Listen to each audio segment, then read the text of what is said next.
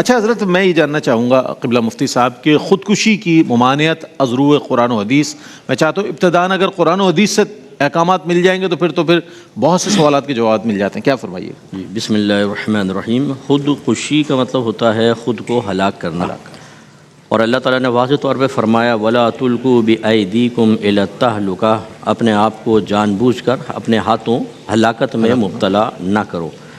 اس میں ہر قسم کی ہلاکت آ جاتی ہے، جان ختم کرنا، عضو تلف کرنا، یا ایسے گیمز کھیلنا، ایسا کوئی بھی معاملہ کرنا کہ جس میں جان کا خطرہ ہو، وہ سب اس خودکشی کے زمرے میں آتا ہے۔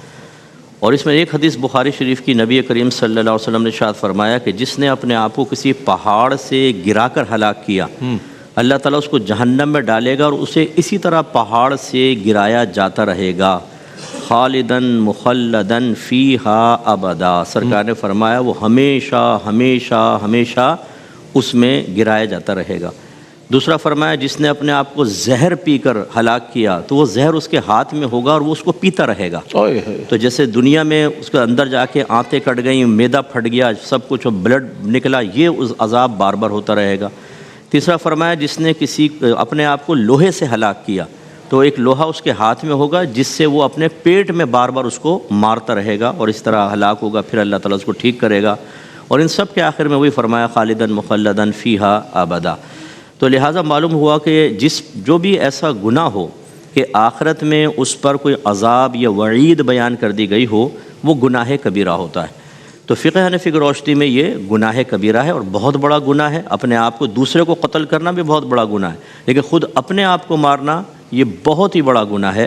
اور جیسے آپ نے انٹرو میں فرمایا کہ یہ خودکشی ہمارے دنیاوی مصیبتوں، ہمارے غموں کا مداوع نہیں ہے، یہ اس کا اینڈ نہیں ہے، ہرگز نہیں۔ تو اب یہ تھوڑی تھوڑی باتوں کے اوپر لوگ خودکشی، اور پھر بعض اوقات ہمارے ہاں بڑی معذرت کے ساتھ یا اخبارات کے اندر 3 بچوں کی ماں نے خودکشی کر کے غموں سے نجات پا لی، وہ دوسرا جب دیکھتا ہے تو کہتا ہے یار شاید ایسا ہو جائے گا۔ جی ہاں، یا پھر وہ جو 2 عاشقان تھے وہ مر گئے تو ان کی روحیں آسمان پہ ہاتھ پکڑ کے آسمان پہ جا رہی ہیں، تو پتہ چلا جی نور الدین اور محترمہ اللہ رکھی نے بھی یہ کام کر کے خودکشی کی، اور اب سوچ رہے ہیں کہ ہم آسمان پہ جائیں گے، وہ عذاب دیکھ لیں کیا ہو رہا ہے۔ تو اس لیے اس طرح کے معاملات کرنا کہ آدمی یہ سمجھے کہ ہم شاید خودکشی کر کے نجات پا جائیں گے، نجات نہیں ہے بلکہ یہ بہت بڑا عذاب ہے۔ اچھا، یہ ایک وضاحت ضرور درکار ہے۔ جی جو سرکار نے فرمایا خالدن مخلدن ابدا، اس کے 2 مفہوم ہو سکتے ہیں۔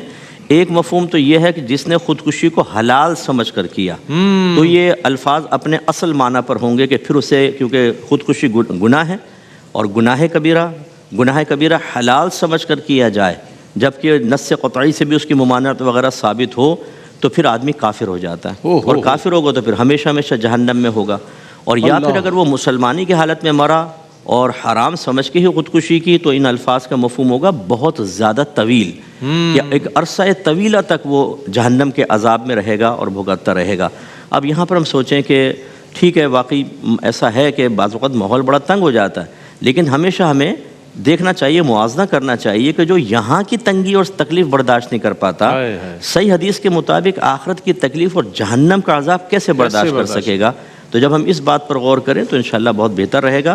اور خودکشی، بہرحال خلاصہ یہی ہے کہ خودکشی غموں کا مداوع نہیں ہے، بلکہ ان غموں کی ابتدا ہے کہ جن کی انتہا پھر انسان کے بس میں نہیں رہتی، وہ صرف اللہ کی مشیت پر موقوف ہے۔